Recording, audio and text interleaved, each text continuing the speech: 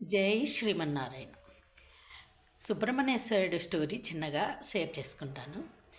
ఒకరోజు సనకసనందరులు ఎప్పుడూ యోగుల్లాగా నేకెడ్గా ఉంటారట. వాళ్ళు ఎక్కడికైనా విశ్వంలో ఎక్కడికైనా ప్రయాణం చేయగలుగుతారట.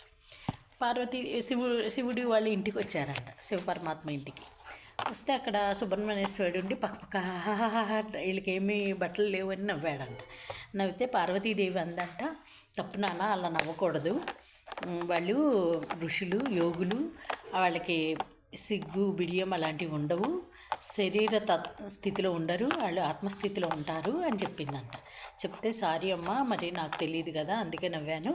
అయితే నేను ఇప్పుడు శరీర స్థితిలో లేకుండా ఆత్మస్థితిలో లేకుండా శరీర స్థితిలో ఉండి నవ్వాను కనుక ఈ జ్ఞానం నాకు లేదు కనుక నేను సర్పరూపాన్ని దాల్చి భూమిపై సంచరించి ఆ శరీర స్థితి నుంచి బయటపడే మార్గంలో ఉంటాను అని పాము రూపంలో ముళ్ళు తుప్పలు రాళ్ళు రప్పల మీద నుంచి సర్పంలాగా ప్రయాణిస్తూ ఆ బాధలన్నీ తెలుసుకున్నాక శరీర స్థితిని వదిలి ఆత్మస్థితిలోకి వెళ్ళారంట. అందుకే సుబ్రహ్మణ్యేశ్వర స్వామిని విగ్రహ రూపంలో కంటే సర్పరూపంలో ఎక్కువగా అందరూ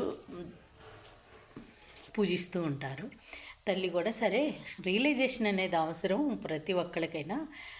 ఒక్కసారి నవ్వినంతలో ఇంత పనిష్మెంట్ వేసుకోక్కర్లేదు. కానీ సుబ్రహ్మణ్యేశ్వరుడు అలా తన శరీర స్థితి నుంచి బయటపడి ఆత్మస్థితికి వెళ్ళటానికి ఎంతో కష్టపడి పూజలు అందుకుంటున్నాడు.